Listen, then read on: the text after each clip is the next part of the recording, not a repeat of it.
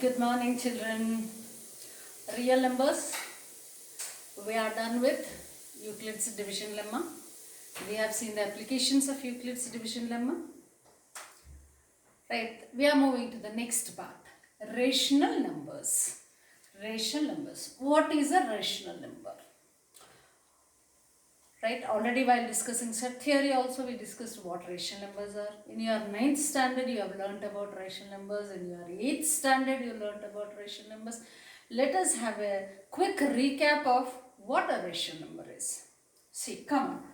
The first characteristic is any number which can be represented in the form of P by Q, where Q not equal to 0 is a rational number. Absolutely no other limitations for this. Any number which can be expressed in this form, the only limitation is Q should not be equal to 0. That number will become a rational number. Suppose if I say 2 by 3, no need to do anything. 2 by 3 is a rational number, that's all.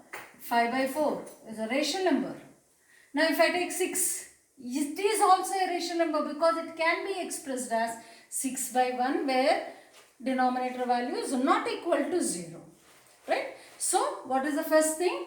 A number which can be expressed in the form of P by Q, where Q not equal to 0 is a rational number. Fantastic. That's the definition of it. And in how many forms we can identify the rational number? Suppose, it is this form. Very easy, very simple, straightforward. Now, then the decimal values. You know that if you simplify all these things, you will be getting the decimal values. Right? In decimal values, how to identify a rational number is very, very important.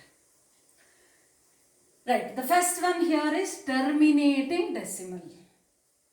Whatever the decimal expansion you have, like suppose if I take 1 by 2, you know that it is 0.5. If I take 1 by 4, you know that it is 0.25. So it is ending there. After 0.25, there is no value for it. After this, it is not extending furthermore. It is ending. It is terminating. Whenever the decimal expansion is terminating, right, then we call all these decimal values will form rational numbers. Means all terminating decimal values can be expressed in the form of P by Q undoubtedly. Okay, this is the one. Right. Now, if they are not terminating, then can we say that they are not rational numbers? No. We have one more condition here. If at all they are non-terminating, right, they should be recurring too in order to become a rational number. They should become recurring. What do you mean by recurring? Suppose if I take 1 by 3. What is 1 by 3? Right? 3 3s are 9. Again. So point, because it is 1. It is 0.3. Again 1 reminder. 3 3 3 3. It is repeating. So we write it usually as 0.3 bar. 0.3 bar. Such recurring. Recurring means repeating. Right? So whenever, if the decimal points are non-terminating, if they are also recurring, repeating decimals, then we can say that they are also rational numbers. So, right, put together, any number which can be expressed in the P by Q form is a rational number. All terminating decimal expansions are rational numbers. Non-terminating, if they are non-terminating, we can't blindly say that they are not rational. If they are not terminating, we need to check for whether the decimals are repeating or not. Yes, if they are repeating, that means the same. After a particular decimal value, then two digits may repeat, 3 digits may repeat, 1 digit may repeat, and set of digits may repeat. If they are repeating, if they are not terminating, at least they should be repeating. If they are repeating, we say that they are rational numbers. Right, children? Is that clear? Right. So now, here is we go with, in case of decimal numbers, how to understand. Like if a P by Q is given to you. How to always, like, finding the decimal equivalent values is Really a difficult job always, right? And thus there is a technique which is developed, and that is given as theorem 1.3 here. Like to decide whether this is a terminating decimal or non-terminating but recurring, which kind of decimal we are going to get. So that don't sit with the calculator and do it. There is a technique I am saying, right? And that technique is under theorem 1.3. Let me read out the theorem. In the meanwhile, you will understand it. Let x be a rational number. Means x is in the form of p by q. Absolutely. Either this, it is in terms of p by q. This also, yes, in terms of p by q. This is also in terms of p by q. So don't think that we are writing decimal value, that means it is not a number which is in p by q. Why not? See, 0.25 is 1 by 5, 0.5 is 1 by 2. Right, see, now 0.3 bar, it is 1.1 by 3. And the previous year, that is in class 9, you have also seen how to write. Suppose 0.53 bar is there. How did you do it? So you have taken the periodicity to be 2 and you have multiplied it with 100. You got it to be 53.535353, something like that you took, and that is 100x. And x value you took this one, and then upon subtraction you got something divided by something. So there also, even for the non-terminating but recurring, that also we are converting into p by q form. So all these three are of course in p by q form. Whenever you say it's a rational number, yes, x is a rational number, means it is in p by q form, provided q not equal to 0. Right, whose decimal expansion terminates. Which case he is talking about? Yes, he is talking about this case. This case. So if x is a rational number whose decimal expansion terminates, then x can be expressed in the form of p by q, where p and q are co-prime. You know that it is a rational number, means obviously it can be expressed as p by q. Here the condition is where p and q are co-primes. What do you mean by co-primes? Children, please try to recollect what you have learnt in your childhood, like in 6th class or 7th class. Right? Co-primes. What are co-primes? Co-primes means p and q should not have a common factor other than number 1. Okay? Right? That means only one can be a common factor of these two. Then we call that to be co-prime. Now come back. And the prime factorization of q. That means q can be expressed in its prime factors in which form? 2 power n into 5 power n. It can be expressed in the form of 2 power n into 5 power n. What is the meaning of this? Any rational number whose decimal expansion is terminating can be expressed as, like, in a way that q can be, that is the denominator can be expressed in the prime factorization form either 2 power n into 5 power m, where n and m are non-negative integers. The limit here is non-negative integers, means n can be 0 or m can be 0. Got it? If n is 0, 2 power 0, anything power 0 is 1. So therefore, what is the meaning of this? Try to understand the meaning of this. Don't think that always it should be 2 into 5 something. No, it could be either 2 power n or 5 power m or 2 power n into 5 power m. So please children, this is very, very, very important, because this is the limit here. Where they are non-negative integers, he said, he did not say not 0. So that means it can be 0. It can be 0. N can be 0. If n can be 0, that means q, that is the denominator, is expressed in terms of powers of 5. Right? And or if m is 0, it can be expressed in 2 power something. Or in both ways. So this is the meaning of it. Let us come and see the examples here. I'll take 3 by 8 whose value is 0.375. So this is terminating here. So can this be expressed? Yes, by 2 cube. 2 2s are 4, 4 2s are 8, 2 cube. So that means here what is happening? 5 power m is missing here. That means m can be 0. So it is in 2 cube. So therefore this is how we can express it. Right? And now see, check here. 7 by 80. 80. How do we write 8 into 10? Yes. right? And then this can be written as 2 cube into 2 into 5. Yes, very good. Then this can be written as 7 by 2 power 4 into 5 power 1. So both are there. Both are non-zero powers. N is not equal to 0, M is not equal to 0, so both are existing. So therefore, it is the best example where you can see this is also terminating, this is also terminating. How the denominator is expressed here in terms of 2 power something and here in terms of 2 power something multiplied by 5 power something. So it is not essential that always it is 2 into 5 something, because N and M are only non-negative integers but can be 0. Right? So that means it's only that. The other limitation is Q should have only these prime factors, none other things. That means if you get something into 3 here, no, it will not be, it cannot be a terminating decimal expansion. Clear, children? So that means denominator should be either expressed only in terms of 2 power something, or only in terms of 5 power something, or only 2 power something into 5 power something.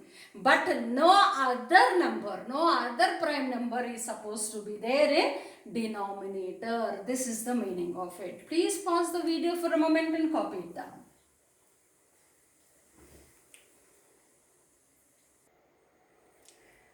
Yes. Now, converse of the theorem 1.3. What did we see in theorem 1.3? If the terminating, if the given rational number is having a decimal expansion which is terminating, then the denominator Q can have a prime factorization of the form 2 power n into 5 power n, where n and m are non-negative integers. That means what is given? It is given that the decimal expansion is terminating. Then it said that the theorem states that the denominator can have a factorization in the form of 2 power n into 5 power n. Now the converse. What can be the converse? If the denominator is expressed in 2 power n onto 5 power m, then definitely the rational number can have a decimal expansion which is terminating. Converse, the other way around. Right? So let x be p by q, a rational number such that prime factorization of q is of this form. Then definitely the decimal number will have an expansion which terminates, right? So in the previous case, if x is defined, we proved it to be y, we discussed it to be, then y follows. Now the condition is, if y is stated, then x follows. It is something like that. Okay, vice versa condition. It is vice versa condition, theorem 1.4. Now, if at all q is not expressed in the form, like this, let us suppose that 100 by 81, we are seeing this one. So, let me write 100 divided by 81 means 9 9s are 81. That is 3 into 3 is 9, again 3 into 3 is 9. So, 3 power 4. So, 100 divided by 3 power 4, where q is not expressed in the form of 2 power n or 5 power m. Right? So, therefore, then what it will be?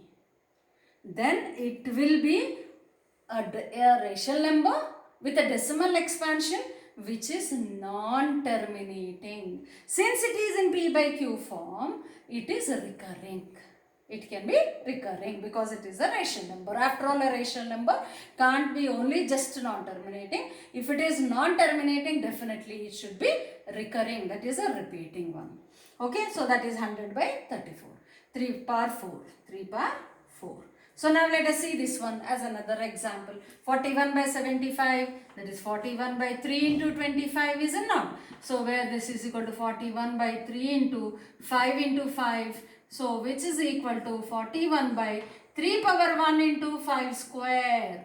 3 power 1 into 5 square. What did we discuss already? Either it can be only in terms of 2 powers, or only in terms of 5 powers, or it can be 2 powers into 5 powers, but no other prime number is supposed to be there in the denominator. But here this is violating this rule condition, theorem 1.3.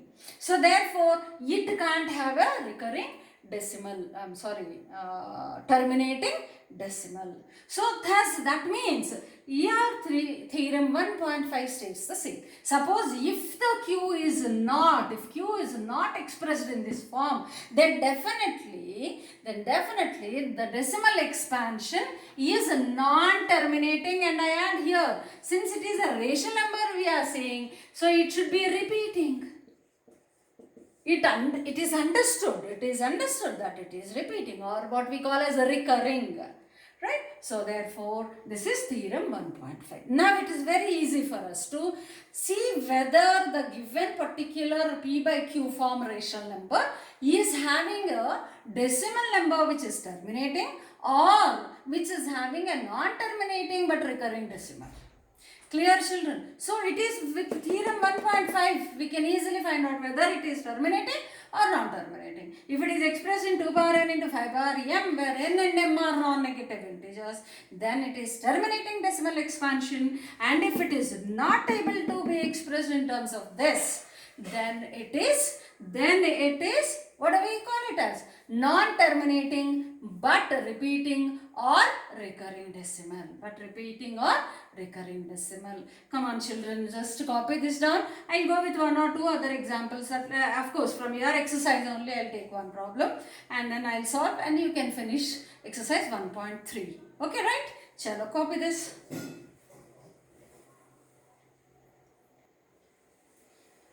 So now exercise 1.3, I'm going with fourth problem. Right, here the decimal form of some real numbers are given below. Okay, so what are the real numbers which are given to us? Some real numbers are given. So real numbers means can be rational or irrational.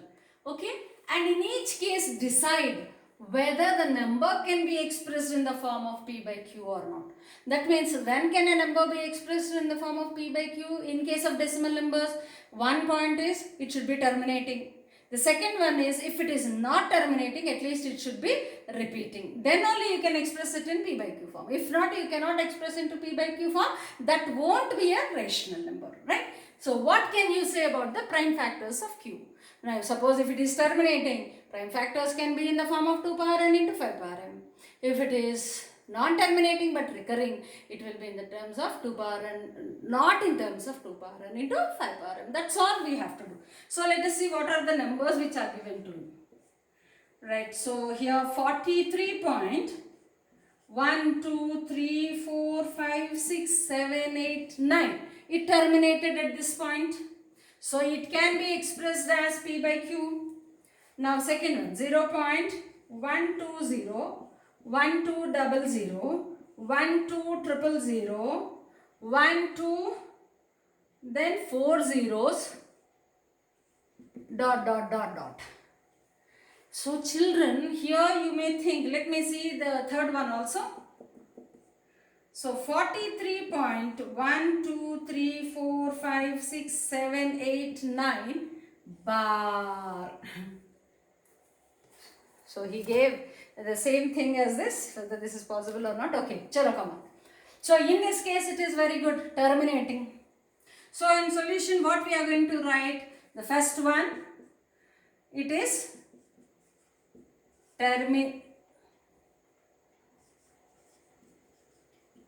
So let me take one more pen. Give me a minute.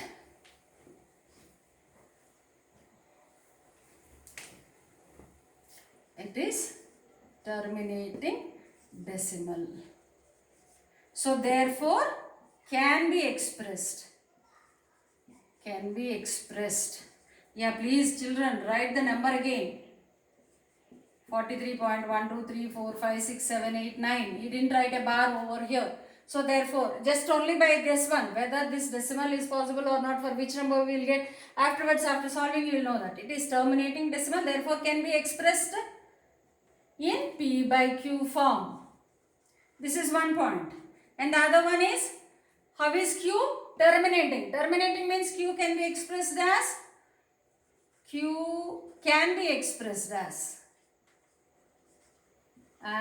2 power n into 5 power m form. Done. Let us see the second one. See, you may think that, ma'am, here 1, 2, 0, 1, the same is repeating. No, the same is not repeating. See, 1, 2, 0. Then afterwards 1, 2, 0. If again 1, 2, 0 has come, whatever you are thinking is right. But here 1 more 0 is added here. And if you go to the next step, 2 more zeros are added. Then again 3 more zeros. So therefore it is not repeating. I'm sorry, it is neither repeating nor terminating, because dot dot dot dot is given to us. So it is neither repeating nor terminating. Right? It is neither terminating nor repeating. Please remember this. Nor repeating. Therefore cannot be expressed as P by Q, because it is, of course, since we did not talk about irrational number, now let us leave it. It cannot be expressed as P by Q. That's all. Now let us see the third one. The whole set is repeated. 1, 2, 3, 4, 5, 6, 7, 8, 9. So then afterwards what will you get? Again you will start with 1. 1, 2, 3, 4, 5, 6, 7, 8, 9. Again you will start with 1, 2, 3, 4. It is non-terminating but repeating. Right. So therefore it is non-terminating, terminating as well as repeating, but repeating. So therefore can be written in P by Q form. Very good. Now what about Q? So first of all, this is P by Q form, and it can be expressed in 2 power n, 5 power m. Here though, first of all, it can't be expressed as P by Q, therefore we are not talking about Q here. But here, it can be expressed in P by Q form, and Q is not expressed in the form of, Q is not in 2 power n, 5 power m form. Very good. So this is how you have to decide without actually converting and doing all the procedure, only just observing how the decimal numbers are. Depending on theorem 1.5 and 1.3, we can easily predict which kind of rational number it is going to be. Right, children? So with this, I'll stop today's class, and you have to finish exercise 1.3 and post me. Right? Okay. See you again in the next class.